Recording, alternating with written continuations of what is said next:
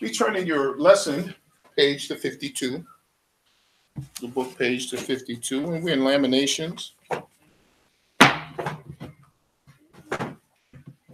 chapter 3.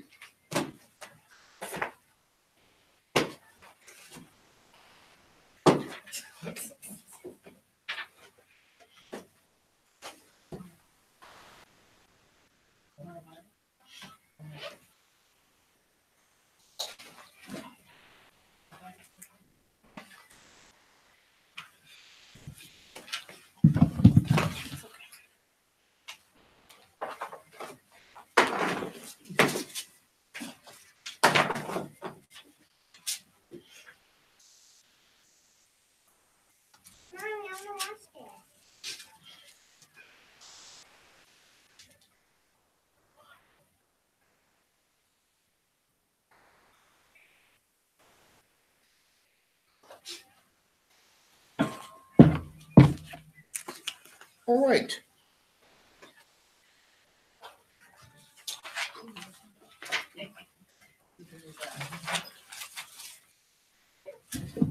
God's love in the middle of a mess.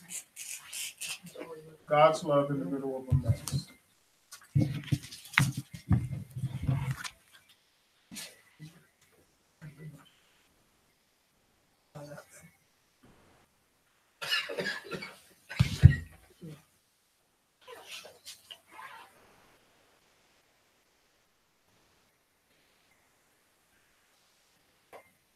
Jeremiah said in Lamentations 3:21, "But this I call to mind, and therefore I have hope." In all that is going on in our lives, and lives seem overwhelming sometimes with all the things that we have to deal with. Right smack in the middle of all that adversity, God is able to be seen and to do what he do best, shine through all the problems and issues that we have in our life. Page 52, it says, sometimes life can be overwhelming and leave us feeling empty. Amen. We run out of patience, energy, strength, time, money, resources. Jeremiah felt empty, but he remembered what we often forget. You can never run out of God. His mercies are available in unlimited supply. His love never runs out. The sun will never rise on a day where God's love you less. Because of God's steadfast love, we can conquer anything that comes our way. Romans 8:37. We more than conquerors through him. Jeremiah was in the middle of what appears to be merciless situation. Yet he says his mercies never come to an end. If anybody overheard him singing these words, they'll probably view, much like we view the person we sings. We have a heat wave during a blizzard. The reason he was able to utter these words is because he recognized that God's compassion has little to do with our circumstances and everything to do with his ultimate concern. God was concerned with the plight of Israel in Jeremiah's time, but he was more concerned with them being drawn closer to him equally. God is concerned with your life, your body, your health, and your financial well-being, but his concern for those things pale in comparison with his concern for you in your internal well-being. Why do you think that is so? Why is God more concerned about the eternal things over the things present in our lives? Because the things present in our lives are fleeting and passing, and they're only temporary. But our eternal life is just that eternal. God's concerned with where we spend eternity, and he wants to make sure that our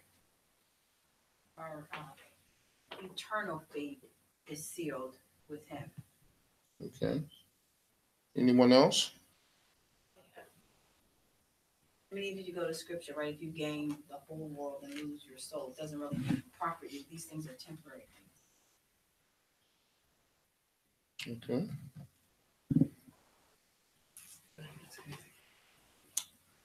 God's concerned about our life, our spiritual life. Not really concerned about our other life, which is our material life.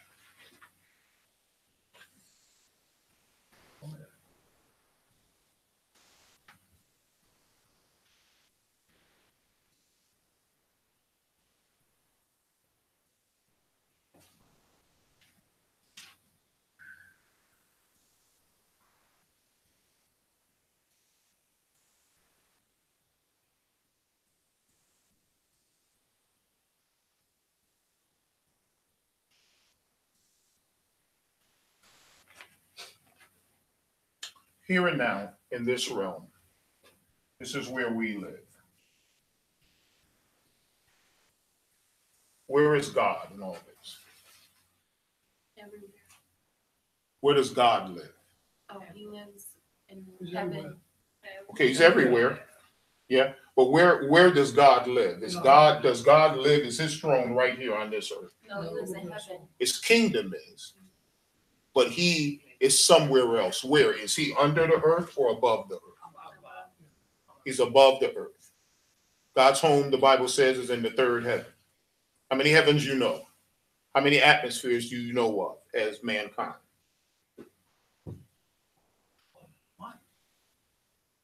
Or what is your ceiling? How many ceilings do you have in the earth? You have the clouds, that is one ceiling. And when you go outside of that, what do you have? It's called outer what? Space. Outer space. And then out of that space, and this space here, is the third heaven where God is.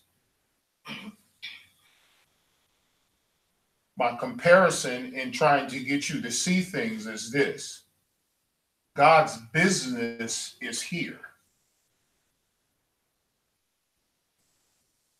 Sin is here. And that is a constant conflict.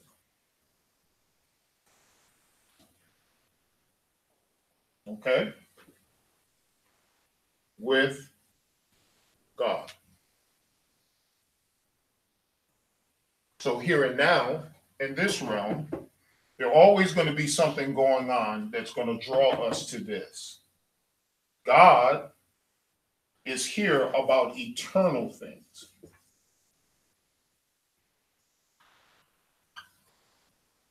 Okay? God told Jeremiah, and let us turn to Jeremiah 17.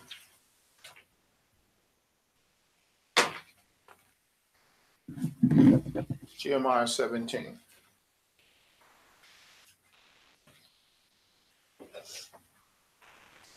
And someone read verse 9.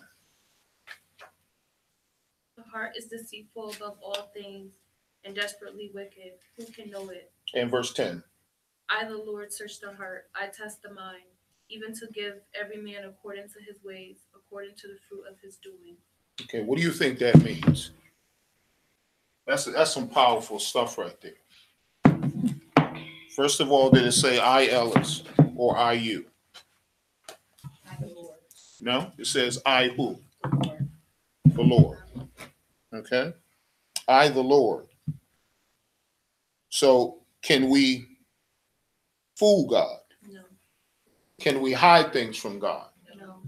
Because God is spiritual, he knows all things, and all things come up to him. God has an eternal purpose for us. Therefore, the realm in which we live, God takes care of mankind. He protects the church, but his everyday will in our life, when he brings us to consciousness, is to get us to a higher place of thinking. Not here. Because if we don't think above sin, we're going to live in sin and constantly battle with sin. God wants us to think about eternal things that'll put us in a place far greater than our circumstances. Because our circumstances, according to Jeremiah, although he was in a dungeon up to here, his circumstances and his spiritual being kept him from giving up. Although everything around him looked bleak, God was always there right before some sort of destruction. There was a group of people of his own countrymen, of his own city, that he grew up with, sat together for dinner and decided that they were going to kill Jeremiah. And God said, don't worry about it. No harm will come to you. But that's all well and good from this realm. You see what I'm saying? It's easy for us to read the Bible and have faith in it as long as we don't go through things down here. When we start going through everyday things down here, all of a sudden the songs are less and the prayers are less. We do more complaining. But God is not concerned about this realm. He's concerned about getting us, the church, to this realm. So God is not, it's not that God has a problem with doing anything that he asks us to do. These things are going to constantly happen in this realm every single day. When we get through one thing, what happens the next day? Something else comes along. Jesus said, sufficient is the day, the things thereof. Why? Tomorrow is not promised to any man, but when it comes, it's going to bring its own set of problems. So let's rejoice in this day while it is today. See, God don't even want us to think further than today. Yes, we should plan. Yes, we should manage. Yes, we should be good stewards, but our mind should be on eternal things, because in the middle of a mess, God is always going to be there. And God is not going to leave us in dire straits. He's going to take care of us, but it's going to come in the here and now. You're going to have more bad days than you have good days. You're going to have a season where it is just tough. You're going to look around and say, man, I've been in this a long time. One after another, things may come. It may be your health. It may be your finances. It may be your finances and your health. It could be that your health got you into the financial problems that you're in, because of deductibles and because of insurance payouts and the things that insurance won't pay out. They can kick you out of the hospital and you still need medical care. Now the bills are racking up. Now the little bit of money that you save goes to prescription and drugs that are so costly that it's pathetic. Now you're in a financial burden while you're going through a medical season. And that can last you for 6 months or a year, or even better. But God is still here, because these things in the here and now are going to happen every single day. And once we get past one thing, we get in another. And Jeremiah made that perfectly clear. It was his sole purpose to talk to a nation, a kingdom, a southern kingdom, where the northern kingdom was annihilated by the Assyrians. And the Babylonians are getting ready to do this to the southern kingdom. And you know the sad part about all that, church? People didn't turn back. You got to be very careful with your emotions and how you tie yourself to God and when you want to disconnect. Some folks don't come back. Think about that. Think about all the things that Jeremiah said to Israel during that time. They wanted to take him out, and then the false prophets preach different things than Jeremiah. That's today. I told you it's 4,200 religions around the world. Everybody is talking about one God and talking about him in 4,200 different ways. And in the meantime, mankind as a whole is doing anything that mankind wants to do. Like, this is the first time that we have had this many people inhabit this realm before. Do you know of any time where we are close to 8 billion people in the past? There's a lot of folks in the world today, and there's a lot of people doing what they want to do at different times in different time zones, and that's not changing. So think about what God is trying to get us to see as the church, as the redeemed, because this here is slowly but surely deteriorating. And no matter what happens to you and what happens to me, and no matter what month or week or day it's going to happen, it's going to happen again. We're going to have these constant seasons. As soon as you get healthy at one thing, something else is going to knock on your door. In a couple of weeks, probably when we roll into maybe mid-November, we're going to have the flu season. And everybody's going to be coughing and sniffling and running to the doctor and getting flu shots and all that kind of stuff, just like it was last year. We're going to play around with 50-degree temperatures, and then it's going to feel like tomorrow. And then it's going to get cold, and some of y'all are going to hibernate. It's the same thing every year. Some of us are not going to want to go out. Some of us love the cold. You know what I'm saying? But it's the same thing. So God is trying to get us to see, if you keep your mind on spiritual things, these things won't affect you when they come, because they're coming anyway. They're coming anyway. So think about it. Just think about it. It's mind-boggling to think that we can live without God and without his blessings. Let me just read something to you here. Jeremiah's ministry plots against him. Jeremiah 11:21-23. Unhappy with Jeremiah's message, possibly for concern that it will shut down the Anaph sanctuary, his priestly kin and the men of Anaph conspired to kill him. However, the Lord revealed the conspiracy to Jeremiah, protected his life, and declared disaster for the men of Anaph. When Jeremiah complained to the Lord about his persecution, he is told that the attacks on him will become worse. Imagine that. God's going to take care of you, but this one is going to fail, but it's going to get worse than that. Well, how can it get worse when someone is trying to kill me? Can it get any worse than that? Now you're going to tell me that you saved me from this, but it's going to get worse. The only thing can get worse is to be more of them. It's going to be more of them trying to kill me. So think about that. A priest, Pasher, and the son of Ben-Hermer, a temple official in Jerusalem, had Jeremiah beaten and put in stocks at the upper gate of Benjamin for a day. After this, Jeremiah expressed a lament over the difficulties that speaking God's word has caused him, and regrets becoming a laughing stock of the target of mockery. He recounts how he tries to shut the word of the Lord inside and not mention God's name. The word becomes like fire in his heart, and he is unable to hold it. Then he has conflicts with false prophets. So Jeremiah was prophesying the coming destruction. A number of other prophets were prophesying peace.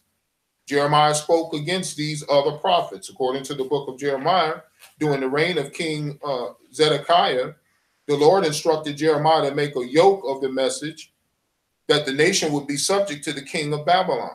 The prophet Hananiah opposed Jeremiah's message. He took the yoke off Jeremiah's neck, broke it, and prophesied to the priests and all the people that within 2 years the Lord would break the yoke of the king of Babylon. But the Lord spoke to Jeremiah, saying, go and speak to Hananiah, saying, you have broken the yoke of wood, but you have made instead a yoke of iron. Jeremiah 28:13. Relationship with the northern kingdom in Samaria. Babylon was coming.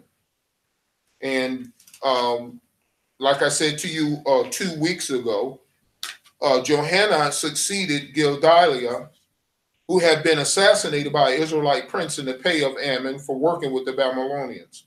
Refusing to listen to Jeremiah's counsel, Johanna fled to Egypt, taking with him Jeremiah and Baruch, Jeremiah's faithful scribe and servant, and the king's daughter.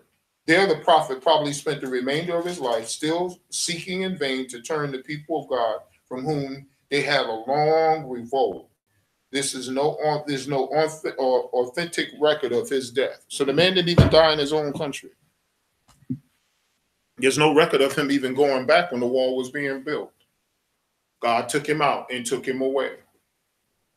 And in all that, God still had somebody that succeeded somebody else that will take care of him, get him out that dungeon, and get him out of there and get him to another country where that's where he lived, possibly out his life. So God always have a ram in the bush, and God is always going to take care of us no matter what. But in the midst of a mess, it's very hard to see that. It's very hard to see that. All right, look at some of these faithful sayings here. The Lord, the compassionate and graceful God, slow to anger, abounding in love and faithfulness, Exodus 34:6. And then let's have some readers here for the next 4. You can read it right out the book. Now therefore that the Lord your God is God, he is faithful God, keeping his covenant of love to 1,000 generations. He is the rock, his works are perfect, and all his ways are just. Faithful God who does no wrong, upright and just is he. Not one of all the Lord's good promises to the house of Israel failed. Every one was fulfilled. Joshua 21:45. All the ways of the Lord are loving and faithful. Psalms 25:10. This means that no matter how empty you feel, God will always be ready to fill you. This knowledge should lead us all to sing, "The Lord is my portion," says my soul. And know how I will trust in him. Immediately singing of God's faithfulness when you feel empty and it's difficult, but we learn from Jeremiah that it is okay to have difficult conversations with God. However, there comes a point where we need to recall God's faithfulness and simply trust him. Jeremiah had every reason to sing the blues and just pitch his faith, but he didn't. He forced himself to think about God's faithfulness. Train yourself and get yourself in the mindset that this too shall pass. Recognize things when they come, recognize them for what they are in your life, and recognize the source. It's not coming from God, it's coming from the devil. And the devil has every right, every spiritual right, because he's fallen and can't get repentance, to take you out. Just know that. Know that he has every right to do that. There's nothing good about the devil. So if you think you're going to leave God and you're going to go have fun, the devil is not fun, nor is he funny. It's just that you don't hear that. Preachers don't tell you that. Bible school teachers don't tell you that. So when we go back to this realm where he is, where the devil is, and we start that sinful life all over again, it is a constant conflict with God. And as you have just read in these passages, I don't know whether you can comprehend it or not, but he is faithful in keeping his covenant of love to 1,000 generations. Just know that about God, and that he is the rock. His works are perfect and all his ways are just. And a faithful God who does no wrong, upright and just is he. I don't know if you can comprehend that. I don't know if you can think about God as a spiritual being not being capable of doing wrong. I don't know if you can understand that as a human being, that God doesn't even think wrong. Imagine that. Everything that God thinks is the goodness and well-being for the cross that he died on for mankind. It is inconceivable for God to think wrong, because to think wrong is sin. And God, it is not in his DNA. It's not in his makeup. Therefore, he is always going to be contrary and a conflict to this kind of lifestyle here. That's why he wants us to be upward thinking for the upward calling, because this down here is going to get us in a mess. And when it comes, it's only going to do one thing to some of us. It's going to bog us down and make us throw in the towel and say, you know what? I'd rather be on the other side, because at least I'm going to have fun. Okay, let's see how long that's going to last. Fun comes with consequences. Fun has a price if it's outside of God. You want to have fun? Have fun in Jesus. You can have a great time in the Lord, but if you're going to do things contrary to God, okay, let's see how long that's going to last. Remember where you live. I say that all the time. Remember where you live. You don't live in heaven yet. We haven't gotten there yet. So be cautious with your fun and where you're having your fun. If it's anti-God, I think you better pick some spiritual fun to have. Because some of us, brothers and sisters, don't come back. Some of us have made up our mind in Israel. Y'all, we're talking about a nation of people. We're not talking about a group of people on the east side. We're not talking about a group of people on the west side in the city. We talking about a nation of people who was brought out of bondage by God, who have crossed over and killed his messengers, who have said to themselves, this is the way I'm going to live, and this is the way I'm going to worship. And today, we have thousands of people who say to God, this is the way I'm going to worship. I'm going to worship my way. And that's contrary to what God has said in Scripture. And God has given us all kinds of evidence and proof that he don't play around with his word. And he don't allow human beings to do that. It's just that God don't zap us every day. That's why a lot of us just go ahead about our merry way and just do what we want to do. Say what we want to say. Praise the way we want to praise. Because God is not taking people out. Well, God has reserved that for Judgment Day. So if you want a lifestyle that is contrary to what God has, remember that comes with consequences. Because those things are coming anyway. The wind is going to blow anyway. The rain is going to fall anyway. So just think about that. There's going to be hurricanes every hurricane season. There's going to be wildfires every season for droughts. And what do we do as mankind? We put the same house back up in the same place that devastated us several months ago. And then on TV, we cry all over again 365 days. We just don't learn. We put the same animals in harm's way. And the next year we do the same thing, build another barn or a bigger barn or elevate the barn, thinking that we're going to beat nature. And God just sits there in heaven. What more can he do? He can't do no more than what he has already done. So think about that. The steadfast love of the Lord never ceases. Okay? Verse 21 is really the hinge on which the book of Jeremiah's life turns. Yet, this I call to mind, and therefore I have hope. NIV version. Although his outward affliction and inward turmoil pushed him toward despair, Jeremiah forced himself to bring truth to the forefront of his mind. Like a computer that default to certain settings, each of us has a despair default. If we don't reconfigure our minds, we will slide down the slippery slope of discouragement and lament. How many of us have ever been discouraged? Ever been discouraged? Yeah, it's real. It's real. It's real in your life, and it's real in my life. And how many of us have ever cried out to the Lord for a particular thing or another? You know, more than once, right? More than once. When you have seen things so bleak that you know physically and mentally you can't change, you cry out to the Lord and you want the Lord to help you right then, right now. Or you close your eyes so you don't see it coming. Because you know when he gets there, it's going to be real. Some of us are in circumstances like that. We want the Lord to change that because we know what's going to happen in a few hours or the next day. Many of us have been in situations like that. If Jeremiah just focused on those things that were filling his mind, he was going to be miserable.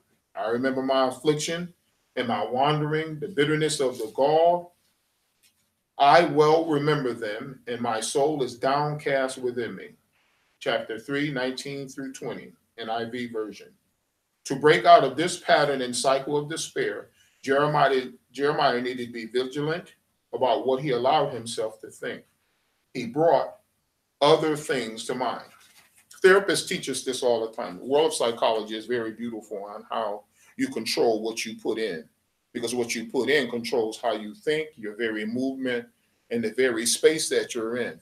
If you think negative things, you're going to do negative things. If you think positive things are going to happen to you. You know why? Because you're not here. You're there. There's a lot of biblical teaching and biblical principles that God has got into the world of psychology and sociology to help you out and help me out. Because you know why? He knows we're not going to listen to this. So he's brought that world very close to us, that we can still sit down and talk to people that would help us and give us biblical principles. If you are poor and you keep telling yourself you're poor, you always will be poor. Because you're never going to do anything to get yourself out of that status. But if you say to yourself, like thousands of people have said, and every time we have somebody win an award or get a big contract, the first thing they do is thank mom, and then they tell you the story of when they had nothing. But they kept pressing on. They took themselves from being a winner to the champion status. And champions are people who dig down deep and become more than successful at the things that they thought they couldn't do. And they reached down inside and found something extra that put them to another realm. And like I say about the country that we live in right here, I feel that, and I honestly say this with all sincerity because I know it's true, there is no reason why you should be broke in America. Being broke in America is a choice. It's not reality. Because you can literally work round the clock here and get money.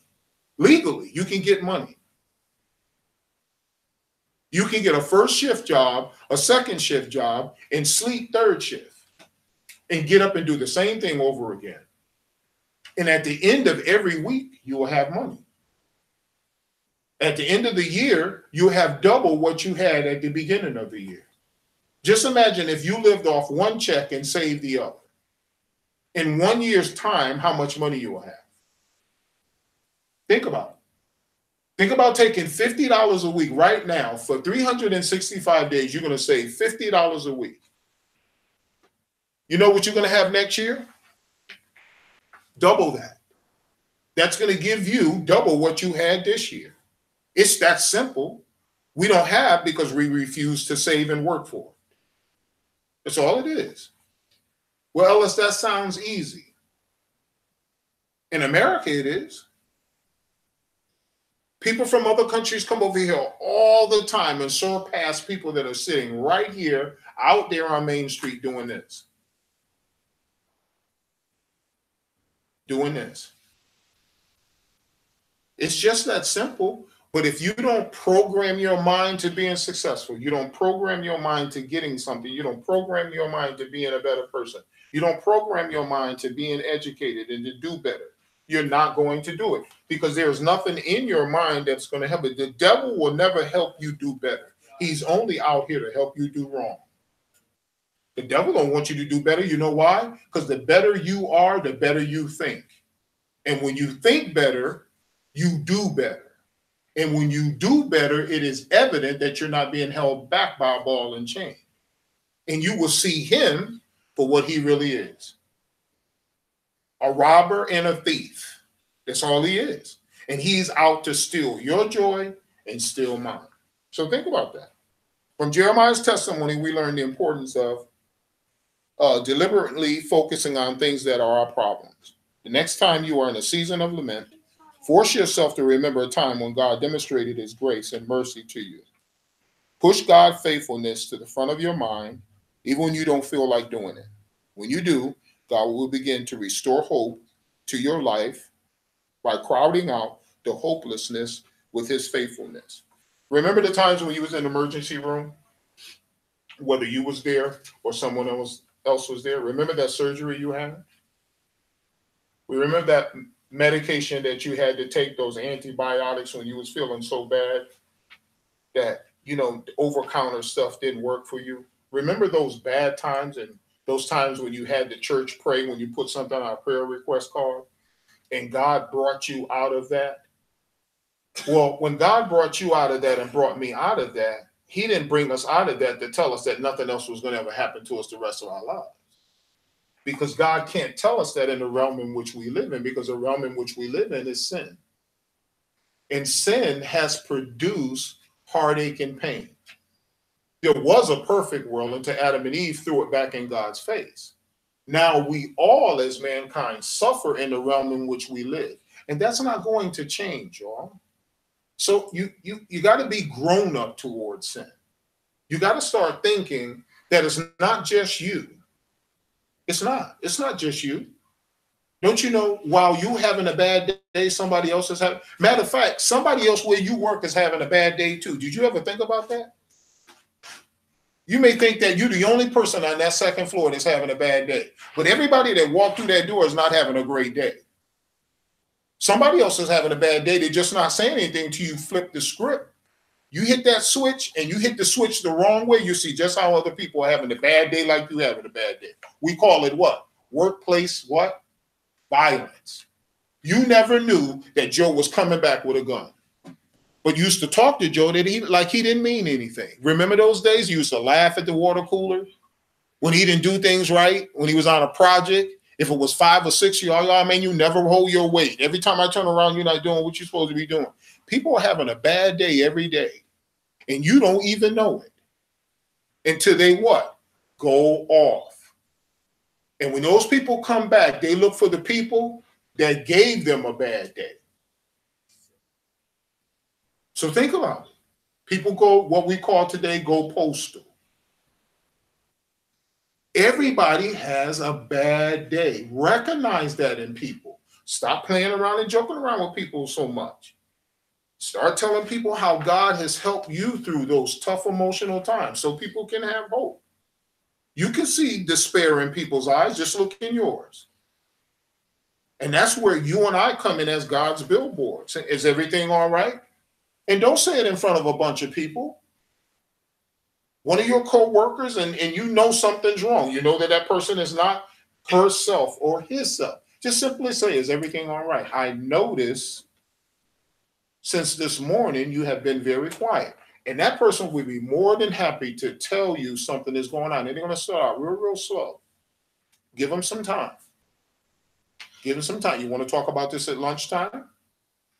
Want to talk about this in the parking lot? Give people a way out to express themselves so you as a Christian can glorify God, because God has gotten you out of a mess.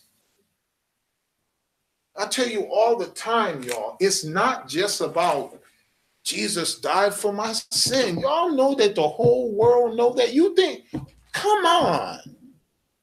You think the world don't know that Jesus died for my sins? The world know that. Everybody, whether they don't not under this system or not know what right and wrong is. Tribal tribes know what right and wrong is. They have elders that tell them what right and wrong is. So when people are having a bad day and you having a bad day, when you and I have a bad day, who do we go to? This is where we go. We go to God in prayer. Your friends, your family members, your neighbors, your co-workers, do they do this? They come to you and they quietly give you bits and pieces about what's going on in their life. And you know what you're thinking? I got to get them to the waters of baptism. What about just glorifying God by giving them some information that's going to help them the next 15 minutes? The next 15 minutes, somebody that you talk to today could be suicidal tonight. And you was the avenue and the tool that God used to go by that person, say, is everything all right? That's it. Sometimes in a 24-hour period, that's all God is asking for from you and me. What is the overwhelming, what is overwhelming you right now? I know it's personal. I know y'all ain't going to tell me. Ellis? One thing I'll say is for this, especially this chapter, this is next level kind of relationship with God, because it's coming from a negative. People don't like to think in this way. Even as you go through these chapters, especially 10, excuse me, God, but what exactly are you doing? We don't like to think of it that way, but we do get into these ruts that go past days. Some of us this year may have been this way. Some of us this decade may have been this way. To me, we got to focus on the transition. When I think of this last paragraph in 52, and it also ties into question 3, like God concerning being concerned with your physical, but more concerned with your spiritual, we have to be concerned with the transition, right? If I have a monarch butterfly farm, I'm concerned with the caterpillar's fur, but I'm more concerned with their future wings. Like, I want them to transition into butterflies. Some of us need to stop being a caterpillar. Like, God is saying you're going to fly, and we're like, oh, I just want to keep inching around. And God is like, but I didn't make you to inch around. Some of us are babies, and somebody say, oh, you're going to be future president or CEO. And you're like, oh, but I still like wearing a diaper. And the person is going to be like, but you have to grow up. That transitional period, people say growing pains, right? Some of us are in that stage of our life, the growing pain stage. But we have to put our mind to the wings. You may not have the wings yet. You may still be a butterfly now, but your mind has to be to your end goal, right? That's why the Bible says, put your mind on higher things, right? Because where your heart is, your treasure will be also. So you got to put your mind past where you are to your goal, right? You got to think long term. That's what athletes who are successful do. Every 4 years of the Olympics, imagine putting your life on hold for 4 years and failing. We always talk about the winners fail. Then you would say, what?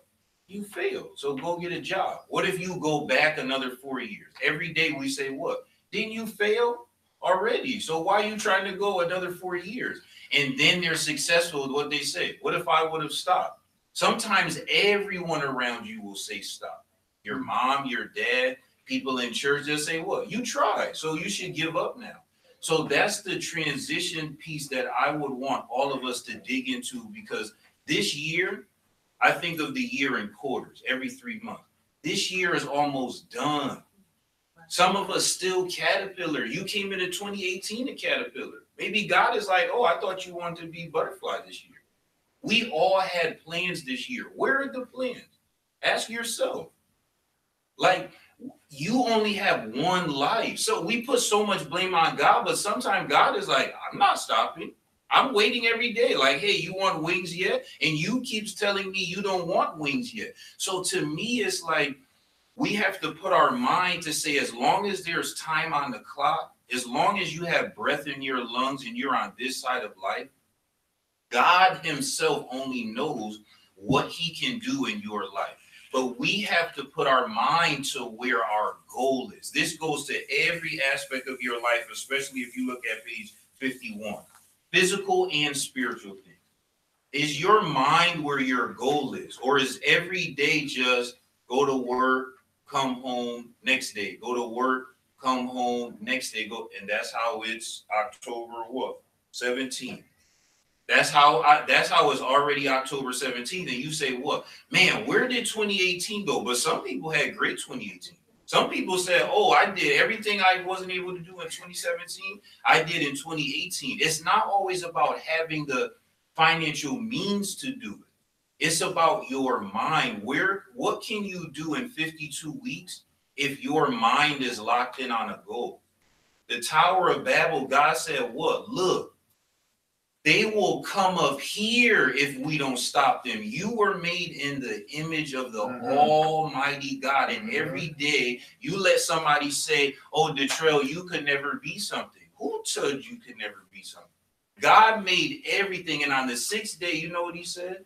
Let's make Detrell in our image, according to our likeness. What's God's likeness? God said nothing is above me anywhere. God said, I just speak things into existence.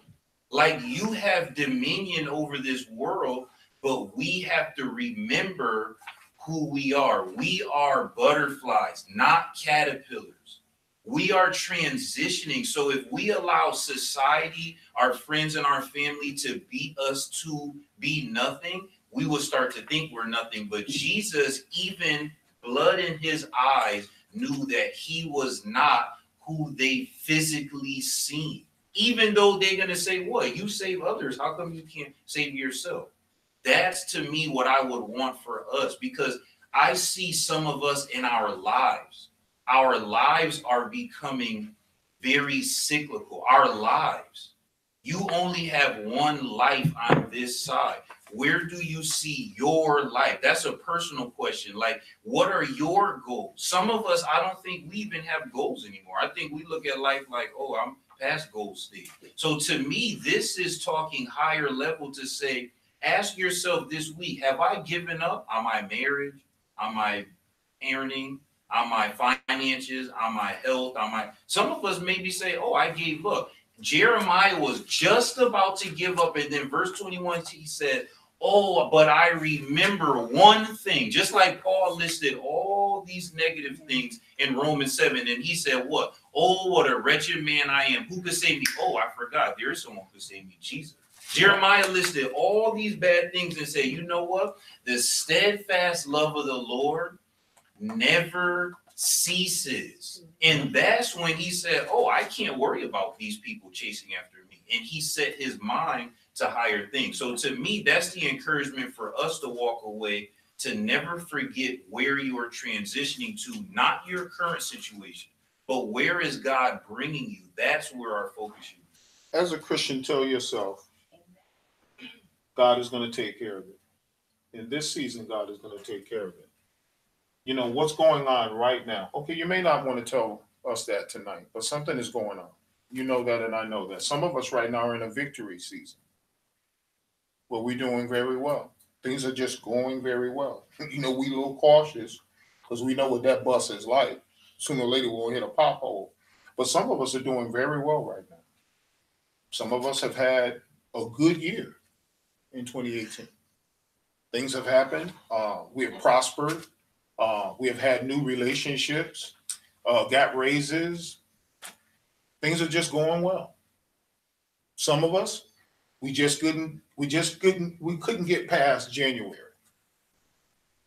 We couldn't. When February 1 came, we just couldn't push it more to do all those things on New Year's Eve night that we said we were going to do. And by October, we've given up. We've given up. Not knowing that what's going on right now is just temporary, or he can only look back for you. He can't come and get you because he already died once. So if you disappear, you have to remember you either stay here or come back where he is, because he got to move forward. Jesus got to move the church toward eternal things. He can't come back and grab us. Now, when you get back to where he is, he can pick you up, but he can't come get you because he died for sin. He can't keep coming back, slapping you on the wrist saying, come on. He did that once and for all. You have to catch up because the train is moving, and Jesus' train don't go backwards. It don't miss people at stops. It's just that people are not there. Jesus is stopping at these crucial stops in life. He gets to the platform. He looks out. He don't see anybody. He said, blow the whistle, keep it moving. You can be running up the hill. You knew what time the train was coming. And you didn't want to do the right thing. So he got to keep going. You know why? Because there may be somebody else at the next station. Maybe somebody else at the next station. So think about it. Trouble is real. Upward call, God in you, God then and now. Trouble is real. Don't blame trouble on God. A lot of Christians get stuck there. And the world tell you that all the time. Well, if God is so good, why do babies get sick? And if God's so good, why is there so much crying? If God is so good, why people are dying? That's going to happen anyway because of sin. You can't blame God on that. God is not to blame for anything that happens in the world. Just give him credit for all the good things that he do every single day. And within the first 60 minutes of your awakening from sleep, that's enough blessings that you can carry the rest of your day, because he didn't have to do 60 minutes worth of blessing. Because if you were allowed to get out of the house and recognize the face in the mirror, everybody in here go to the bathroom the first 60 minutes of waking up, don't you?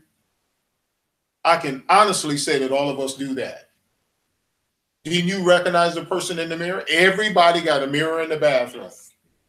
unless you take it off the wall. All bathrooms are made with a mirror.